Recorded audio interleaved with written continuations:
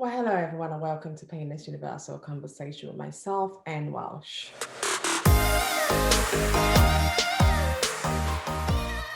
Today we'll be talking about this critical issue about going back to work. With the pandemic and so many people who has lost their job or through chronic illness or through being sick from the pandemic itself. I'll be talking to Jessica. She's a coaching psychologist, author, and CEO of the Talent Keeper Specialist. She's worked with companies such as BlackRock, ITV to bring value and talented employees back to work. It's not easy to bring yourself back to work, to gain that confidence, to say to yourself, I want to go back to work. You have so many numbing questions in your head. Do I go back to the same job? Do I keep do I keep the same people? Do I want to see them? There's all these things buzzing in your mind. You're worried to yourself, asking yourself, do I want to do this? Am I sure? Jessica has all the answers for you. She's been doing this role and job for many years, and she's been answering questions from various people, from companies to individuals, helping them get through this difficult process. The pandemic has not been easy on many people, and I hope that you find this conversation really inspiring and to help you gain that confidence that you need to overcome that pain and find that courage to get back to work. Meet Jessica. Hello everyone, welcome again to Painless Universal Conversation with myself and Welsh. I have amazing Jessica here. I think one of the biggest challenge we women tend to face is that issue of going back to work. And we're always scared and nervous. And I think with the pandemic as well, it's made it a little bit more challenging because a lot of people now will be made redundant from this pandemic, and they will have that challenge of trying to find the new version of themselves. Um, Jessica, you are the right person, I think, is in position to talk about these critical issues. So I'm so excited to talk to you. Before we dig into all of that, I would like you to tell us a little bit about who is Jessica, and and also when you tell us that story. I would like to know your childhood because your background is really, really interesting, and I would like to know all of that. Can you tell us a little bit about who is Jessica? Happy to, and thank you for having me, Anne. So I'm a coaching psychologist. I'm an author of this book, Mother's Work: How to Get a Grip on Guilt and Make a Smooth Return to Work. I'm the founder of a business called the Talent Keeper Specialists. And beyond that, I am a keen runner, netballer. I'm a mum to two children who are now 14 and 12. And instead of having a third child, I got my first dog 6 years ago, and I adore him. He's a whippet called Rocky. I am married and I live in Hertfordshire, about 20 minutes outside of London. So that's me. That's me now. But if I think back to my childhood, I am the product of a broken home. So my parents divorced when I was about 7. And well, yeah, I was 7. And I think that brought with it growing up quicker than I might have done. I had quite an old head on my shoulders. And I remember very clearly at first school, so the system I was in, you would have a first, a middle, and a secondary school. So I was at first school, and we had a visit from the NSPCC, the National Society for the Protection of Cruelty to Children.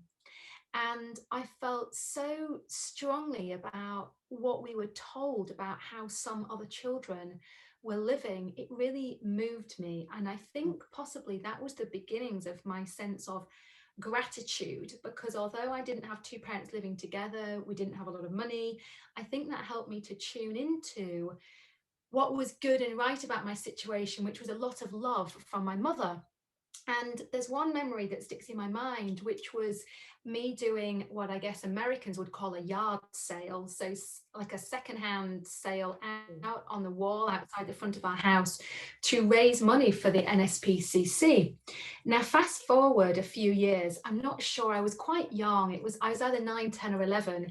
And my mum was a teacher, and she was a very liberal teacher, and she would allow me to stay up and watch things out on the television that perhaps one shouldn't be watching. Things like Dynasty and LA Law. And I remember I was very interested in legal things. I remember once watching a program about women in America who were on death row for, they were imprisoned awaiting death sentence for killing their abusive partners. And again, I felt this real strong, this advocacy, and how awful that these women who had endured years of abuse. I must add that I did not come from an abusive home. My mother was not abused by my father. That I just felt that I wanted to be their advocate. So I felt very strongly then that I wanted to go on and become a lawyer and fight for these women in America. So that advocacy has always been within me. I didn't go and read for a degree in law, and the truth be told, I wasn't going to get 3 A's at A level to be able to take me to a really great university. We had a lawyer in the family, and she said, you know, you could go and get a second string to your bow, and then you could do a law practitioner's course, do a law conversion. So I went off to university and I did a degree in psychology, and that was the beginning of where I am now. Oh, wow. It is so insightful. Especially when you said about watching the American program and seeing all these ladies. I think I watched one as well. And I just felt this sense of, oh my goodness, I wish I could do something to help them. And it is so, so breathtaking when you see some of this women, what they go through. But in your case, you went on after doing psychology to go on to start your talent keeping specialist agency. Is it an agency, and what exactly does a talent keeper specialist do? Great question. So, as the name suggests, we are about helping employers to hang on to their talented and valuable colleagues. And we work in a specialist area of talent retention, and that's about working with the employer to help them keep the people who are taking leave from their organization feeling confident, connected, and cared for when they take that leave. And the business started really, off the back of the book, working with women taking maternity leave. And we have grown to encompass any kind of leave. So it might be a man taking shared parental leave, or a sabbatical, or someone being on sick leave or adoption leave. In all of those cases, Anne, an individual moves away from the organisation, sometimes in a planful way, like you're expecting a baby, but sometimes not. Sometimes it might be a bereavement, or it might be ill health, which takes you suddenly away. Whatever the reason, that coming back piece can be really quite tricky.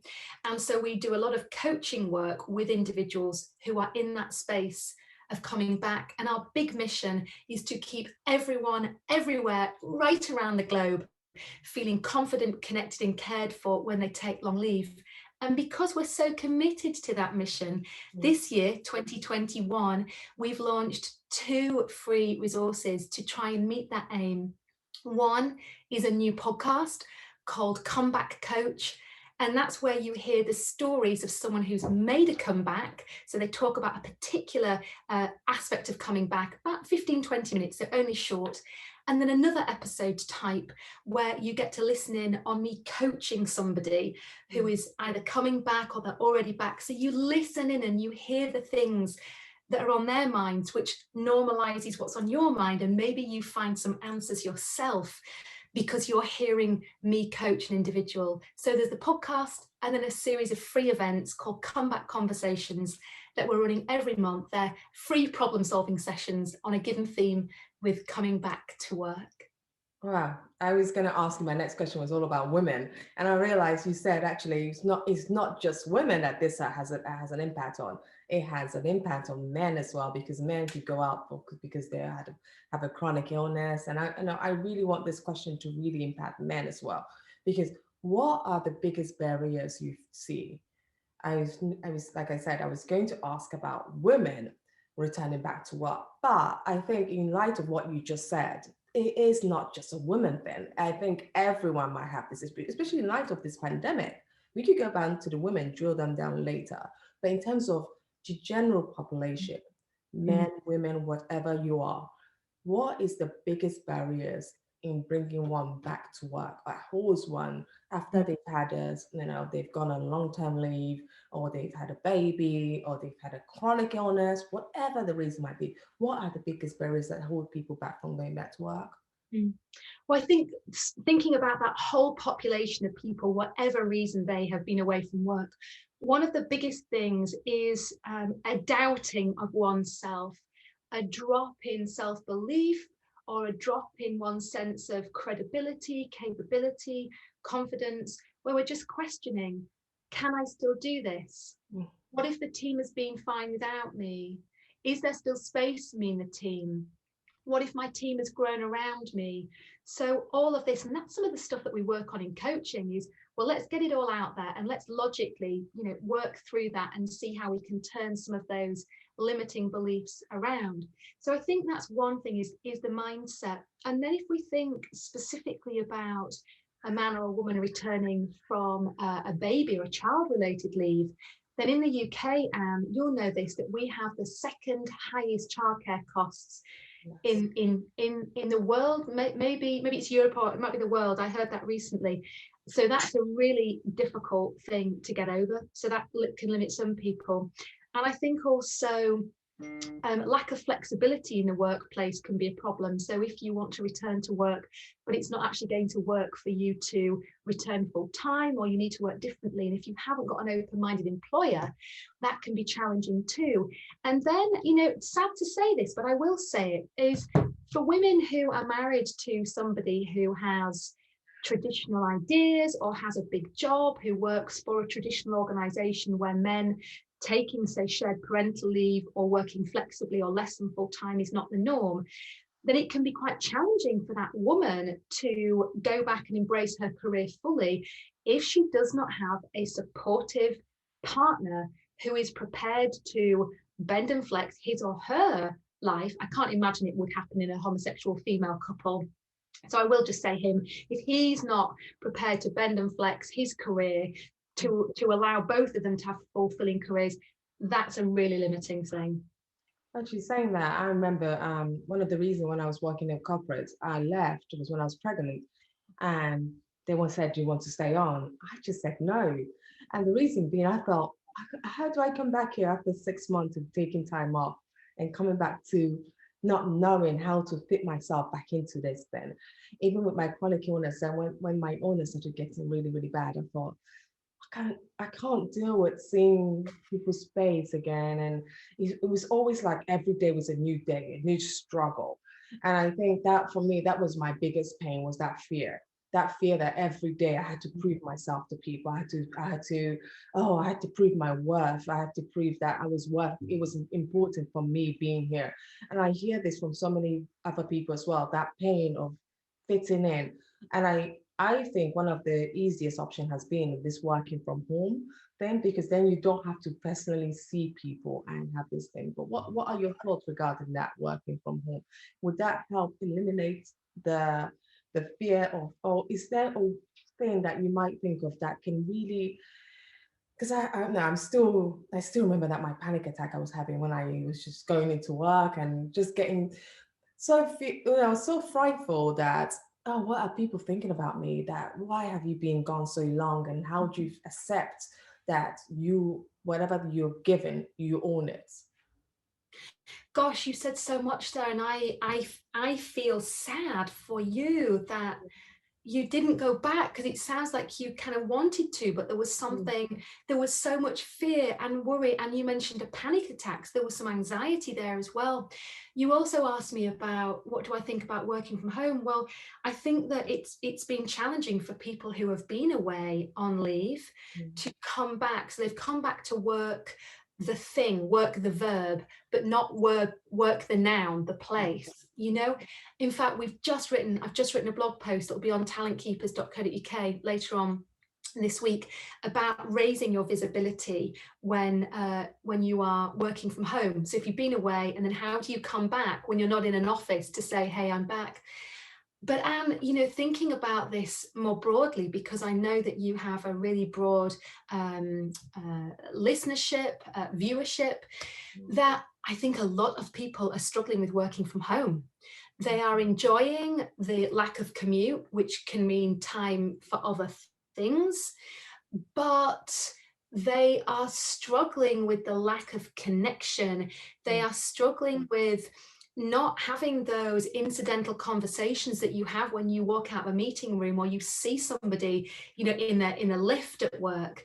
And I think that's really tricky. So actually, when the world opens up again, my own thinking is that we should all want to go back to the office. Yeah. And we should be in the office for a couple of days a week at least, because we need to connect. Absolutely. It's so magic when you connect with people, because I think that gives you different sense of ideas, and you could bounce off ideas more quickly off each other that way. You wrote a book which you just showed us called Mother's Work: How to Get a Grip on Guilt and Make a Smooth Return to Work. Why did you write this book? What was your insight? Yeah, okay. So very briefly then, 2006, I became a parent to my son Monty, who's now 14. I live in St Albans in Hertfordshire. It is a middle-class bubble. It's full of management consultants, accountants and lawyers. Yes, you can live here and do other things as well. But the circles that I was mixing in, I was meeting lots of people who were saying, I don't think I can go back to work and do my job on less than 5 days a week. And Anne, that really angered me, because these were bright women who enjoyed what they do. It was a key part of their identity, who they are. And to see them starting to look for, part-time roles, not part-time legal roles, not part-time management consultancy roles, but things that were just not commensurate with their skills and abilities, really angered me. And so I thought, gosh, being in the coaching space, I was doing, executive coaching, I was doing work with organizations. I thought, I can write a book to educate the employers. And it had a working title in my head of Keeping Mum, lifting the lid on the secrets of how to keep hold of your female workforce, or something like that.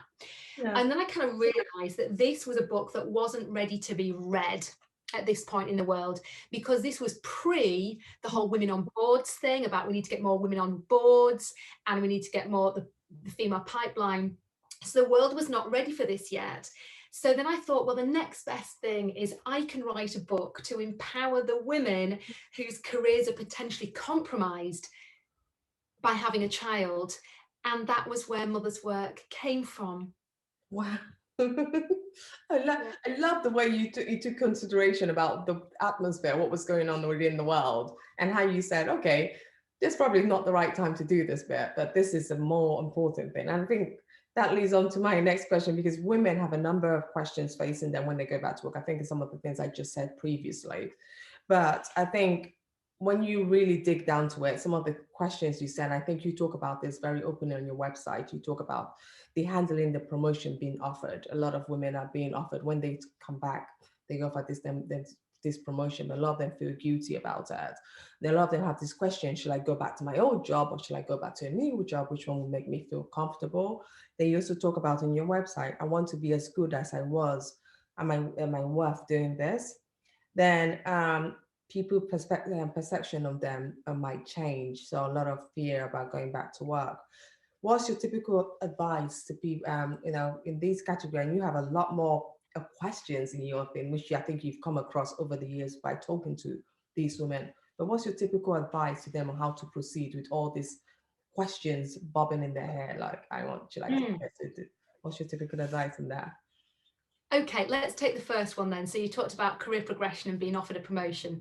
So I think if someone is worried about taking that promotion and has some worry about that, number one bit of advice is to go back and ask the person who's offering you the promotion, or say if you've been to interview and you've got a job and then you're thinking, oh, should I take it? Is to go back to that individual and say, what is it that you've seen in me that made you want to appoint me to this role? So let's say, for example, that you haven't gone for an interview, but you've been approached while you've been on maternity leave to apply for a given role. Then you might say to that individual, what have you seen in me that makes you think I would be right for this role right now? I'm interested to see what's important to you. That will give you a whole load of warm and fuzzy feelings, because they're going to tell you so many great things about why you are right for this role right now. And I think that will help to elevate this sense of, oh, can do, want to, will do. That's a good one. Well, and the other thing I'll say to that is you can express reservation, okay, about going for a promotion, and don't put yourself down. But what you might say is, look, I've been out of this commercial environment for a year. I love the sound of this job. This is fantastic. This is exactly where I'm going. I need to find my feet. And also, I know that I want to be spending a little bit more time at home with my now young family. So I'm wondering how I can tie those two things together and what support you might be able to offer me to help me to really rock that role, settle into that role, as well as be true to my personal boundaries or my wishes to spend more time with my family.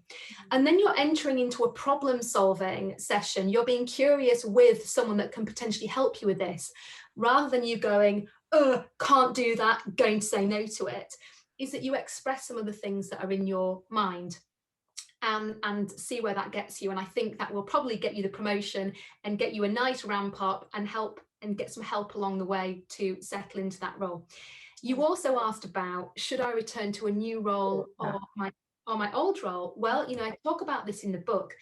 And I think that, sometimes we just have to play the hand we've been given. But if I think about that question in its purest form, then I think that returning to your old role is sometimes really brilliant, because you know the culture, you know the team, you know the role, you can go back, you can rebuild that sense of confidence and then apply for something else and not have the stress and the pressure of having to get to know a new team, a new line manager, a new organization, and a new role. But sometimes that old role does fall away, you're made redundant, and you have no choice.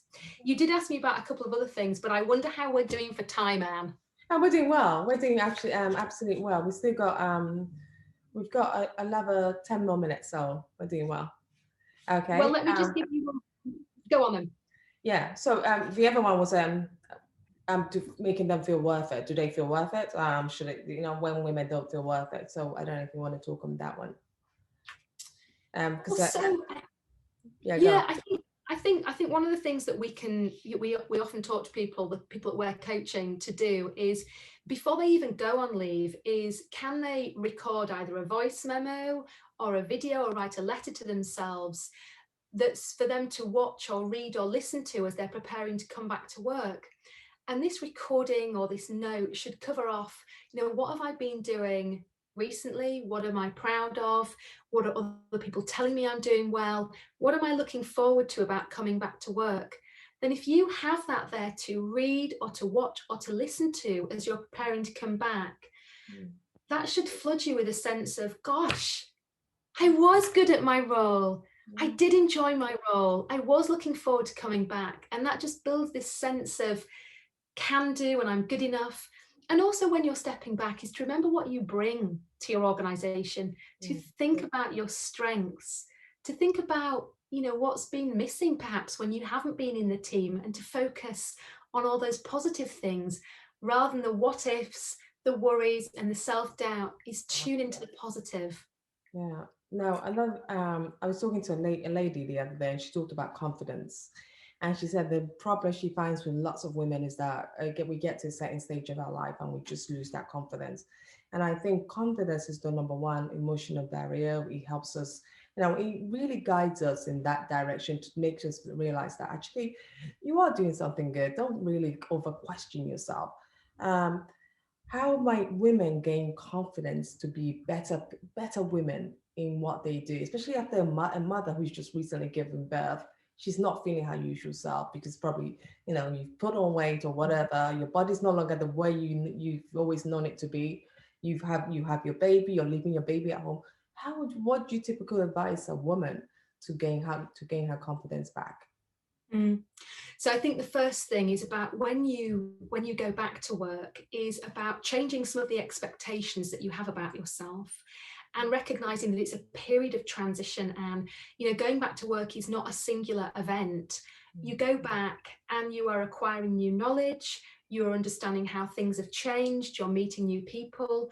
So if we can go back into that environment and not have expectations about what we need to deliver and how we need to prove ourselves in that first 3 months back at work, or even just 4 weeks, allow yourself that space to go into what I call listening mode and being like a sponge and just hear about what's happening. And you say to people very confidently, I've been away, I'm coming back, and I'm Do deliberately going to be quiet in this meeting because I want to hear from all of you. It looks really high status, doesn't it? I'm going to sit back, I'm just going to absorb, rather than sitting there timidly thinking, don't ask me a question, I don't know, I've been away. Frame it like that up front. I'm in listening mode. The second thing is to make a note every day of 3 things that have gone well today and why. This is not something I've come up with. This is from psychologists, positive psychologists in the US that study human flourishing, strengths, the positive side of personality. And they say, you know, when you take the time at the end of each day to write down 3 things that have gone well and why, we notice people become happier and report being happier and having greater sense of well-being.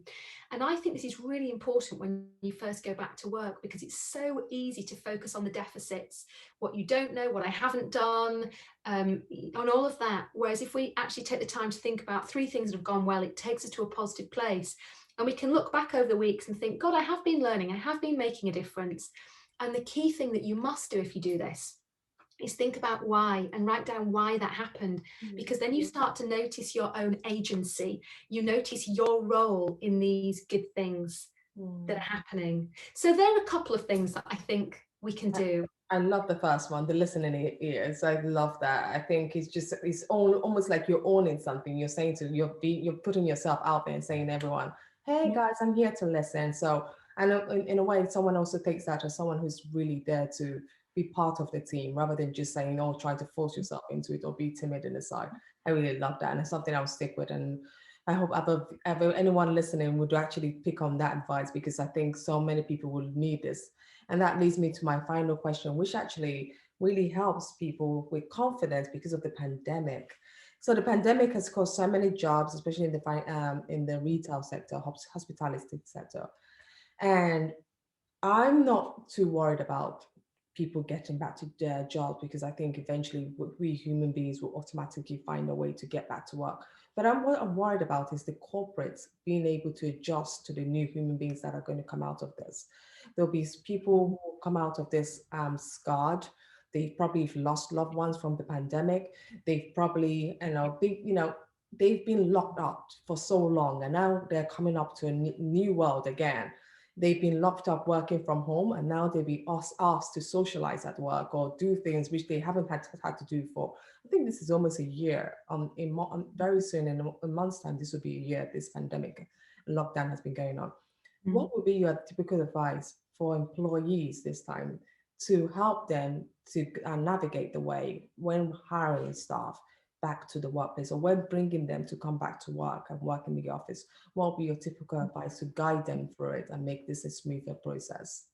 Yeah, so I think employers need to see that whole teams, are making a transition back to work. It's like the world has been away and now we're coming back, and they need to see that as a process. So it's not an event.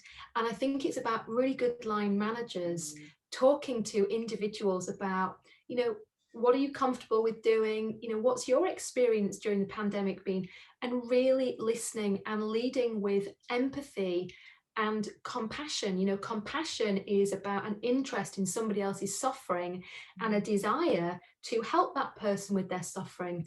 So I think leaders need to switch from being very task focused and strategic and delivering commercial objectives into, how do I get a team of human beings who want to come to work, who can do their best work? How do I, as a leader, put them in that state of mind? And some of it's about the leader themselves modeling what they are doing to look after themselves, what they've experienced during the pandemic, what their fears are, their concerns, but also the bright side, and what they're optimistic about, what they've learned, the strengths that they've honed through this new way of working. There almost needs to be a celebration that we have got through this, but I think there needs to be a whole lot of nurturing, and that nurturing may well need to go on for longer than employers think. It's not just a one-off conversation or a team away day. It's really thinking about how you can nurture that team back, probably over a period of about 3 to 6 months, before being back in the office feels really comfortable again. Mm. Thank you so much, Jessica, for gradually taking us through the step process. And I know for myself, I found joy just listening to you and understanding that it can be done. It doesn't matter what we're going through, what fear we have, as long as we know there is a process. And you are also, most importantly, you are there to help us and keep us in that job. And people, whoever's confused, could gain more insight by listening to your podcast. Thank you so much for your time today. I really appreciate this. Thank you for having me, Anne. It's been a real pleasure. I love what you're doing. You're trying to help heal the world, all those different kind of pains. So hats off to you. Thank you so much. I really appreciate you as well. Thank you.